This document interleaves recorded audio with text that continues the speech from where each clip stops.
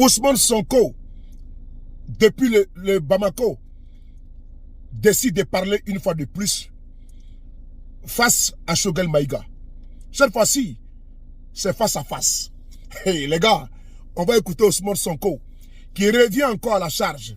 On écoute, peuple d'Afrique, peuple du monde, peuple de l'AES-CEDEAO, partagez la vidéo massivement. On écoute Ousmane Sonko. D'être là pour pouvoir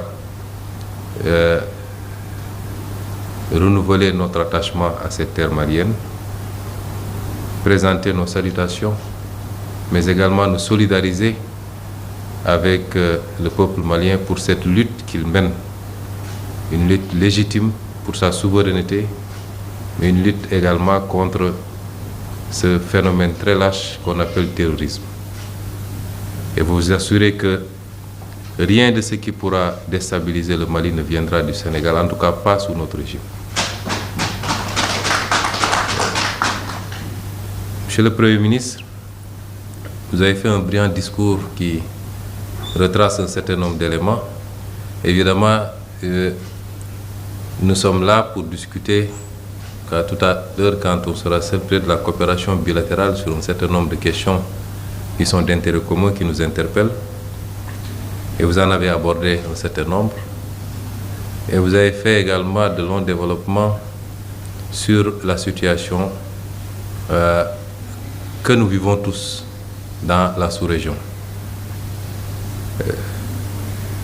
Son Excellence le Président Bassirou Diomaye Faye a été désigné par ses pairs pour, avec le président Faure du Togo, conduire une médiation. Et je tiens à préciser que je ne suis pas là dans le cadre de cette médiation. Un haut représentant a été désigné, en tout cas du côté du Sénégal. Un agenda est en train d'être élaboré et la médiation se fera dans ce cadre bien particulier.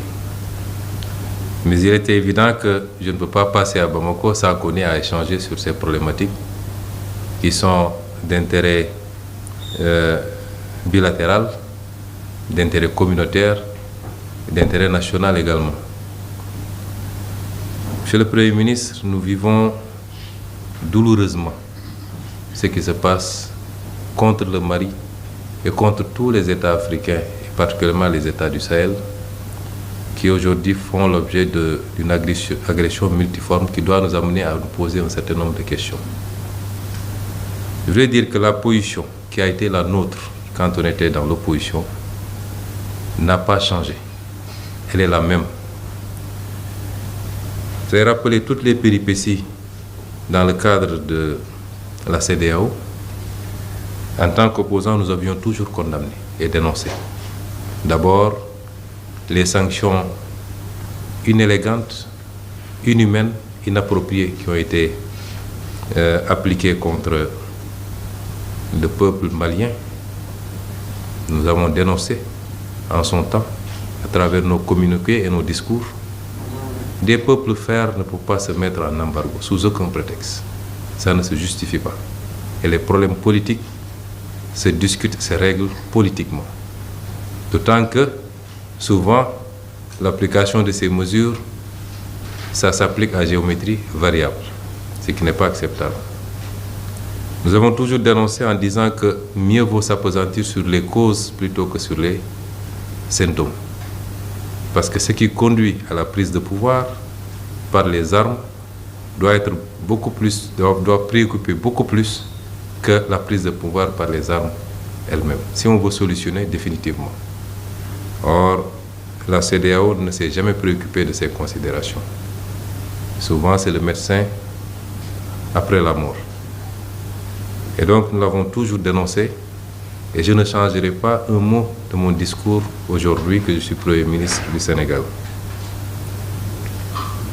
Nous avions dénoncé personnellement de ma cellule de prison et j'avais fait sortir un texte pour dénoncer et même interpeller par rapport aux velléités d'intervention militaire dans un pays, notamment le Niger, que rien ne justifiait. Et en tout cas, ça ne relevait pas des prérogatives de la CEDEAO à mon humble avis. Et aller ajouter de la guerre à une situation de guerre déjà ne relève pas de des missions de la CEDEAO, notamment en termes de recherche de la paix, uniquement pour rétablir un régime. Notre position a été toujours claire sur la problématique du coup d'État. Ce n'est pas pour autant que nous encourageons tout le monde à faire des coups d'État, puisque nous pourrions en être victimes nous-mêmes. Mais je pense qu'il faut aller au-delà si on veut trouver des solutions. Et ensuite, éviter de prendre des mesures qui n'ont d'impact que sur les populations. Ce n'est pas ça la CEDEAO, puisque prioritairement la CEDEAO, c'est la CEDEAO des peuples. Donc notre posture a été très claire. Et nous la maintenons aujourd'hui. Je crois même au sein des instances de la CEDEAO, les prises de position de son Excellence le Président Bassirou Diomaye Faye, dans la courtoisie, restent constantes par rapport à ces situations-là. Et je peux assurer le pays, le peuple frère du Mali et tous les peuples du Sahel que quelle que soit l'issue de cette situation, le Sénégal restera un pays frère qui continuera la main dans la main avec ces pays du Sahel à entretenir les meilleures relations politiques, économiques, commerciales, sociales, puisque vous l'avez rappelé, de part et d'autre, il est impossible de dissocier nos deux peuples. Impossible. Impossible.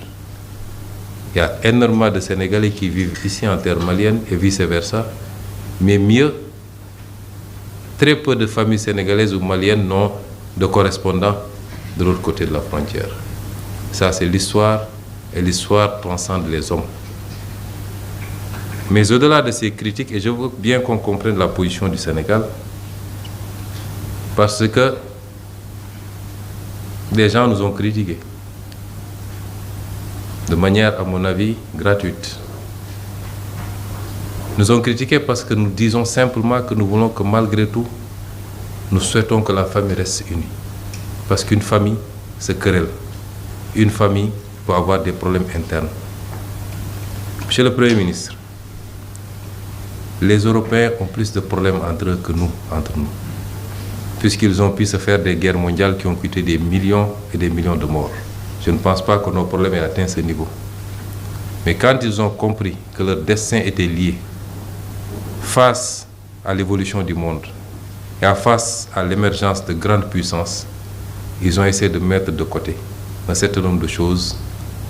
Et les deux pays qui ont déclenché quasiment la guerre et qui sont livrés plusieurs autres guerres avant, ont été les moteurs de ce qu'on appelle aujourd'hui l'Union européenne, c'est-à-dire la France et l'Allemagne. Je pense que quand il y a un problème en famille, on s'assoit, on situe les torts et on fixe, on dit voilà là où le problème se pose. Et nous n'avons pas eu froid aux yeux de dire, à notre avis, que la CEDEAO a très mal géré ces considérations. Et si c'était notre régime qui était au pouvoir à l'époque où ça se faisait, nous aurions fermement posé notre veto et il n'y aurait jamais eu d'embargo contre le Mali venant du Sénégal. Nous l'avions dénoncé.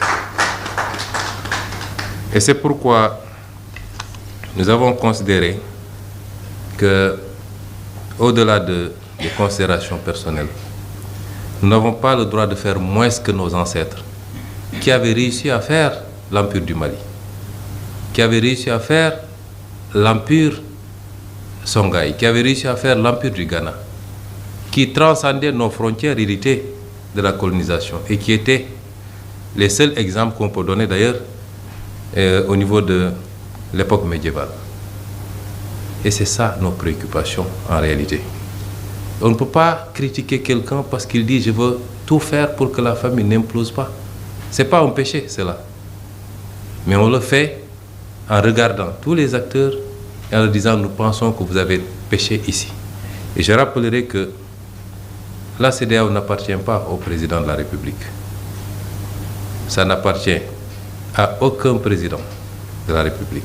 Ça va au-delà. C'est vrai, la décision politique vient d'eux, mais même si aujourd'hui les gens ont décidé d'aboutir à certaines solutions qui consacreraient une séparation, les peuples de part et d'autre continueront à vaquer comme ils le faisaient depuis des millénaires, parce que c'est ça l'histoire. C'est pourquoi nous avons considéré que nous allons essayer autant que possible, en sachant que ça va être extrêmement difficile, parce que les positions se sont cristallisées et quelquefois, à juste titre, nous comprenons. Mais notre responsabilité, c'est d'essayer au moins, quel que soit le résultat et l'aboutissement final, ça ne changera absolument rien dans les relations entre le Sénégal et le Mali. Personne n'y peut rien. Ça ne changera rien dans les relations entre le Sénégal et le Burkina. Ce n'est pas des accords ou le fait d'appartenir à telle ou telle zone qui vont nous imposer à changer la nature de nos relations avec les uns et les autres. Et c'est vous dire donc que notre souhait le plus grand et notre rêve, quand j'étais en détention, je m'amusais à faire des calculs. Parce qu'on a beaucoup de temps quand on est en détention. Je faisais beaucoup de calculs et je disais si c'est tel et tel pays, ça nous donne quoi? On a 100 millions d'habitants, on a 3 200 000 km². Ah, ça commence à être un marché. Ça commence à être un prix. Si on ajoute tel pays ou si on diminue tel pays, je réfléchissais. Et c'est par rapport aux évolutions qui étaient en cours. C'est vous dire en tout cas, Monsieur le Premier ministre, que je ne vais pas en dire davantage pour ne pas gêner la médiation confiée à 2 illustres présidents de la sous-région. Mais je suis là pour témoigner de mon attachement et au-delà de ma personne, de tout le peuple sénégalais, à nos relations fraternelles et séculaires avec le Mali, avec lequel nous partageons jusqu'à la même devise, ça n'existe nulle part dans le monde, les mêmes couleurs, le même drapeau quasiment, les mêmes noms de famille. Rien ne peut changer cela et j'étais là, j'avais tenu, quand le président de la République m'a désigné pour aller représenter au Rwanda, ce qui était ma première sortie, je lui ai dit, Monsieur le Président de la République, sauf votre respect, je ne pourrai le faire que si vous me permettez de descendre à Bamako à mon retour pour saluer nos frères maliens, échanger avec eux, et surtout dans le cadre bilatéral, avant même le cadre communautaire, réaffirmer cette forme volonté de l'actuel pouvoir politique sénégalais de marcher à côté de nos amis maliens, la main dans la main. Et je suis très touché par l'accueil qui m'a été réservé, moi et ma délégation, ici. Tout le gouvernement quasiment est ici, là. Son Excellence, le président de la République malienne, nous a fait l'honneur, malgré le temps très court, de nous accueillir. Et ça, c'est un honneur pour moi, un honneur pour le Sénégal. Nous vous en remercions. Merci beaucoup.